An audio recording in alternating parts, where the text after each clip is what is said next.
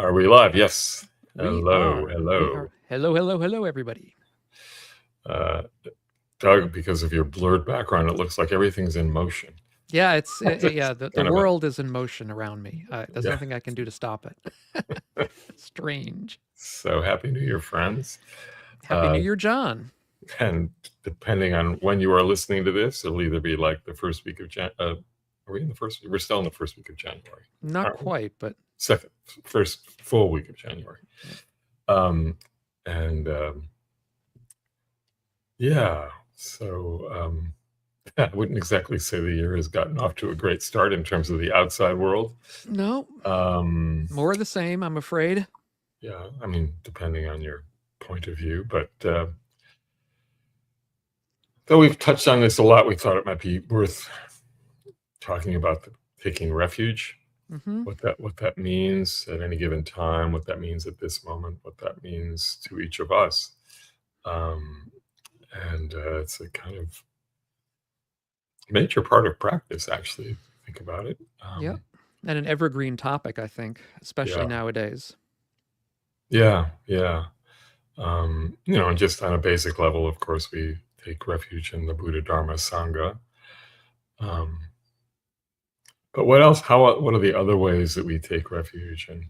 And and in terms of Buddha Dharma and Sangha, what does that mean to each of us individually, and what does it mean collectively?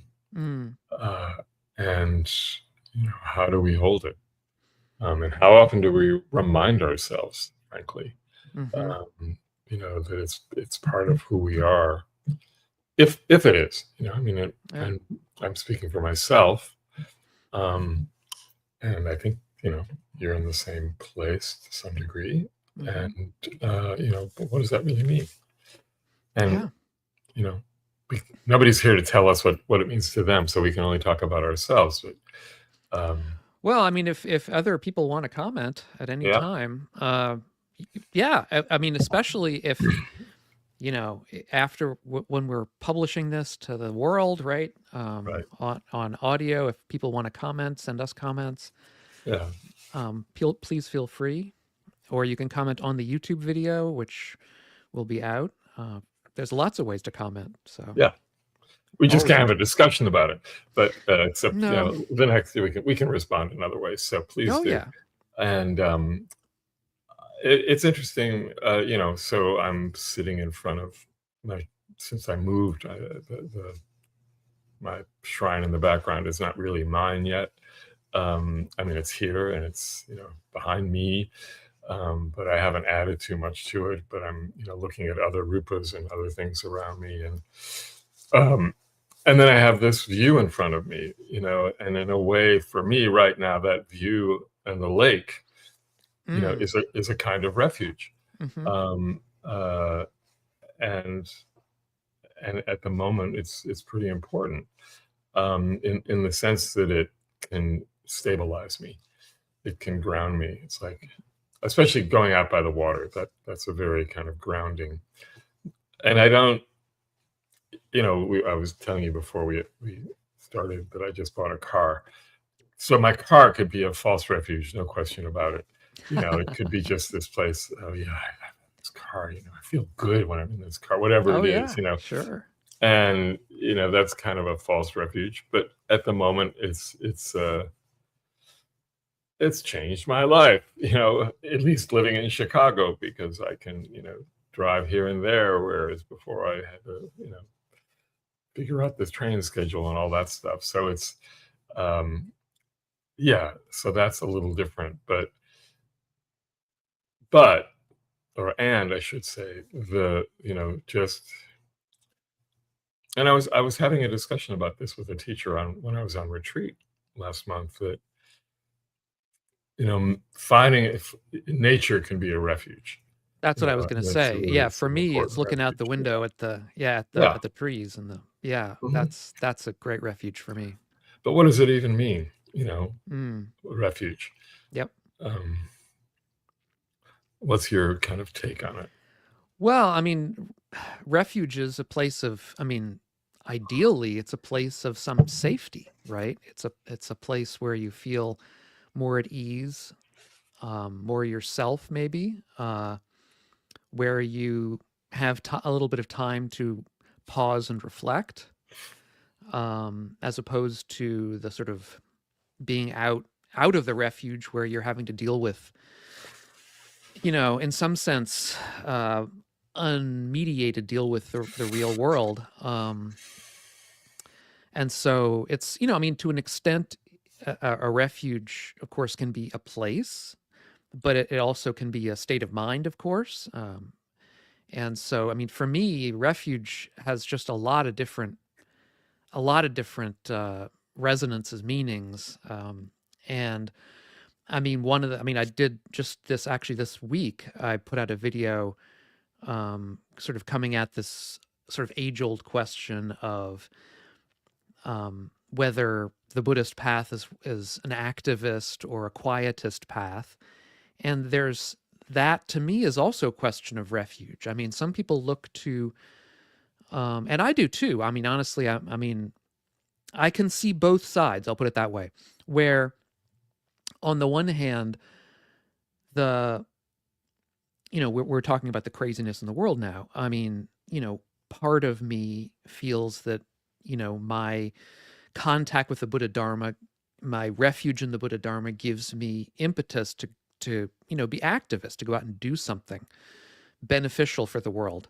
But on the other hand, I also understand a number of scholars and practitioners who have said, that the Buddhist path is essentially a quietist one, that it's one that pulls us away from the craziness of the political and social sphere and gives us a place of literal refuge from that, of trying to encounter ourselves and come to a different experience of the world, because we've begun to let go of our cravings, of our clingings, of seeing through this idea of a permanent self, or of fixed ideas of what people have to do, or who is who, and who is black and who is white, and who is right and who is wrong, and all these things. So it's complicated. I mean, when I think of refuge, it's just a huge number of things come to mind. But I think the main one to me is this idea of a place of safety, of a potential relaxation and ease that I can use to come back to the world with. Right. So I mean, yes, and it's a place of, as you said before, I mean, literally it's a place of safety, in that we've, at least from the what was the word you activist and what calmness and be an activist, or be I wasn't gonna, not, it's not a pacifist, it's a no. I've forgotten the word. Rewind. Yeah. But I mean, an active, or not an activist, basically. Yeah, but I mean, activists can be all sorts. Quietist is the word. Right? All right. So yeah, it's both and, or it can be both and, right? It's sort of, but even as a quietist, in a sense, it's an active quiet, I would say. Yeah. Right. And so, it's interesting, when I start retreats, I will often say that when we are in retreat like this, whether it's a day or a week or more, what we are contributing in that moment is the quiet. In other words, it's like a little radiator of quiet, and a radiator of loving kindness, sure. hopefully, right? And so even in that quietude, quietist mode, interesting use of the word, something is happening, as opposed to like, oh, we're just escaping because we want to deny what's going on in the world, right? And that's not effective. And so, one, of course, literally we take we take refuge in the Buddha Dharma Sangha, or that's how we think of it in this context. Um, and the in this moment of time, for me anyway, it's really seeing everyone as a potential Buddha, and taking refuge in that, and uh, including myself, of course, and as opposed to the historical Buddha, sorry, up here, or the Kuan Yin, or no, that this is that's Prajnaparamita, Prajnaparamita. the mother of all Buddhists. So it's like, yes, there's some devotional aspect to that, and acknowledgement that yes, these things came from someone. These teachings came from a being like me or like you, and it's important to acknowledge that and pay homage to that, while at the same time taking refuge in the notion that yes, this being too can become a Buddha, as can every other being I see. Hard as that may be to believe at times, but and if we bring that into our lives, that refuge, then we can have an impact on those around us. And the same in terms of the Dharma, of course, it's the capital D Dharma of the teachings themselves, but also the small d Dharma of, in a sense, life as it's unfolding, moment to moment. And then the Sangha, of course, is a community of some sort, whether it's the community we practice with or the extended community or all of the above. So those things, they seem tangible, they seem and practical. And obviously, if we have a literal place that we can take refuge, even if it's just a little place in our home, where we can sit and go into those moments of quietude, just quiet. Then, of course, we can bring that into the world if we choose, or we bring it into the world in a way that seems appropriate to us. Right. And I was, now that I have this car, one thought I had was, I'm going to drive up to Minneapolis and join whatever is going on there. It's only 6 hours or whatever. Maybe it's not quite that far, but it's like, I think it's probably about 6 hours. It's like, well, but what is that the right thing to do right now? No, it's not. For me, it doesn't feel like an appropriate response. There's plenty to be done locally. So yeah, and it's not like Chicago hasn't had its exactly problems, and the but I wouldn't even without feeling safe in this body and in this place, without having the kind of faith and confidence that I have in the practice, whether it's at any moment, whether it's fully felt or not, it's a place. It at least provides me a sense of something I can fall back on, and another aspect of this, and the piety of this morning for our Sangha was really leading a very beautiful meditation. And she reminded us, to remember that we have a back body and a spine, and that in a sense, our ancestors and our teachers and our friends have our backs. And that is,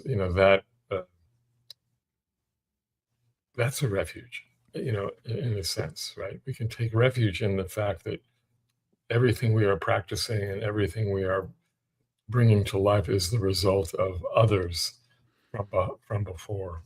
Yeah. And that's really important to recall, because it's strength. It gives me, at least for me, it gives me some level of strength. Yeah, and this idea of community, of not being alone, also gives a feeling of safety. This, this idea Yeah. of, I mean, looked at it from one direction, it's safety. Looked at it from another direction, it's sort of the absence of fear, or the reduction in fear and anxiety, because we're not in this alone. We're not, because oftentimes that's the, you know, that's when life really feels the worst, I think, is Right. when we feel isolated and alone, and, unable to, to find other people. Yeah. Yeah. And it's that awareness that that we are in, in various different kinds of sanghas. I mean, of course, sangha has a very literal meaning within the Buddhist context, but also we can use it in a more metaphorical sense of being, in a community that surrounds us, Sure. to the extent that we feel a part of that community, and that we're perhaps active in the community in whatever way we are. We have maybe friends, or at least acquaintances that we know in our local community that we feel Mhm. um, comfortable with, and that we see regularly, and that we feel, and that, let's say if we go out and do something political, we meet some people and we see them there. Uh, I mean, maybe it's not sangha in the literal sense, but in a metaphorical sense, it is. I mean, you're not alone in this. We're There's a lot of people Yeah. Yeah. Yeah. who are in this with us, and that sense of togetherness can also be, I Mhm. think, a kind of refuge. Yeah, for sure. And I think something else that popped into my mind is, especially when it comes to thinking of taking refuge in the Buddha. So I was on this retreat for a few weeks last month, and uh, coming into that retreat, I was dealing with some serious physical stuff, which I knew to some degree was a, a result of everything else that was going on in my life, which has been rather I wouldn't on a relative scale. I mean, I would say the state of tumult that my life is in, but it it was just a combination of a number of things happening. And when I got to the retreat, excuse me, all the silence of that place just allows space for the mind to, say, "Oh, goody, now I can really go rampant," and which is exactly what it did. And one part of me just wanted it to shut up, but then I realized, no, this is actually what's needed. It needs to sort of. I have the refuge of silence. I have the refuge of my practice. I have the refuge of the physical space I was in, and some degree the sangha that was there. I could just let it, in a sense, I could hand it over. Hmm. All of that stuff, I could just hand it over and let it do its thing. And sure enough, after it did its thing, all that stuff was gone. It's Oh, like that's the good. weight had been lifted and the pain had gone. Oh, that's great. Yeah. Even before I got a steroid shot, Hmm. it was kind of really interesting how that happened. Um, I hope it stays that way, but it's so there's that kind of refuge, just the feeling of safety that one can just let everything out, or let the mind do what the mind is, the habitual mind, and the mind that is, holding on to all its stories. You can let that run rampant, or I could let that run rampant, at least in this situation, and uh,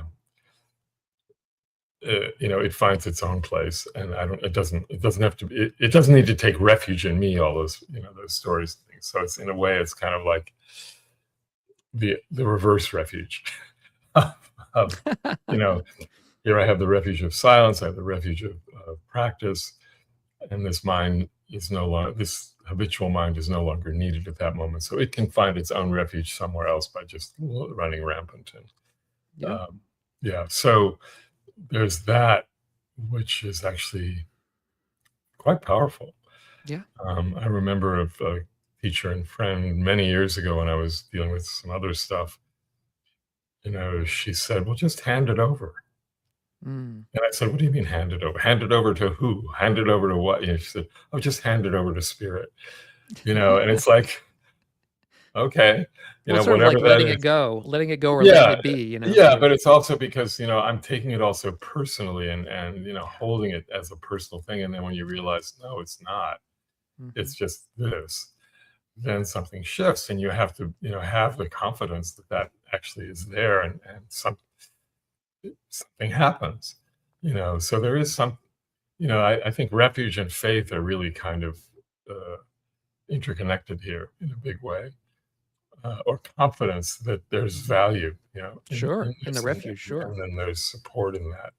Um, I want to highlight. We have a comment here, which, I didn't see that. Oh, there it is. yeah, Yeah, of uh, course. Yeah. rejoice. He says, objective subjective is says mudita, rejoicing in the good and virtues things people do can be a kind of refuge. Yeah, absolutely. Hmm. Yeah. Um, Because that can also, I mean, it's the statement that Mr. Rogers had of uh, whenever there's a tragedy, look for the helpers. I think that's what he said. Look for the helpers. is it part of his song? I don't know if but it was one of the things that he I think it Yeah. was, one of his sort of statements, one of his little things, look for the helpers, because there's always people who are trying to do good, Yeah. Yeah. and being aware of that, Yeah. can be a kind of refuge for sure. Yeah. Thanks for It can bringing give that us in. inspiration and as you were saying, confidence. Yeah. Yeah. And I would say also that mudita, that rejoicing in the, um, the good of others, it doesn't have to just be about the others. It can be about ourselves. Rejoicing in our own good, rejoicing, Absolutely. Hmm. in our own humanity, and even in those lowest moments, it's like, yeah, but this is being human, Hmm. and can we take? I'm not sure refuge is the right word in that context, but can we remember those things? And in a way, it's like taking refuge is, we have to remember to take refuge. We have to remind ourselves that this is here and the refuge is here. Um, and that refuge can give us confidence and faith to do whatever needs to be done for us and for the world. Um, Yeah, and it's also, I think, I mean, at least for me, there's this kind of feeling of when I look at all the people doing good, and look at some people who are just capable of doing an almost unbelievable amount of good, and I think, here am I? What the hell am I doing? And there's um, there's the ability to sort of say, look, you don't have to be, the Nobel Prize winner of good. You can, you can do good in small ways, and they count too. yeah, absolutely. Everything adds up, and we all have different capabilities, and we have to remember that. Right. If you get into comparing mind, Exactly. Forget it. or competitive mind, Oh, of I have to do course. more Yeah. than this person, because this Hmm. person did it, I have to do better. Yeah. Yikes. Uh, It becomes ego. It becomes, yeah, yeah, yeah. exactly. So, um, yeah. So, as we go into this new year, and it started in a tragic way in Minneapolis for sure, and um, a city like that, and a community like that, is taking refuge in itself, to sort of find strength and do what needs to be done. Um, and I know I have a friend, I have a teacher, a Zen teacher, Ben Connolly, who's quite an activist, and um,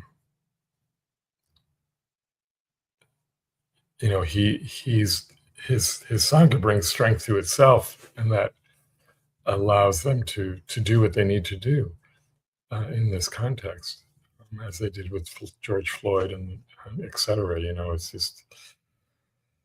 Hmm. Um, And sadly, of course, there's the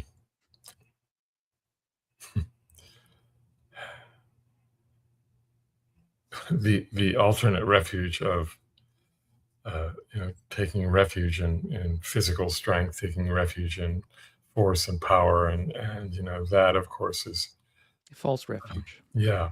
But that needs to be realized. Unfortunately, it's not at the moment. So Yeah. um, Well, we it's the worldly winds, and that's yeah typically where people find refuge in the worldly winds of strength, power, wealth, uh, those kinds of things. yeah And um, the realm yeah, of the asuras. yeah. Well, and worse. Yeah, yeah, yeah. So let's let's hold that and let's remind ourselves as much as we need to. Um, anyway, I do want to thank one of our listeners, Jason, he's an American from Chicago who lives in Lucerne, uh, Switzerland. I think that's right. And Jason was here, and he literally bought me a cup of coffee. Ah, there you go. And so I will say that anybody from Chicago or passing through Chicago, if you'd like to literally buy me at least a cup of coffee, and I'll drink it for both of us, feel free to reach out. It was very sweet to meet him and have a good conversation.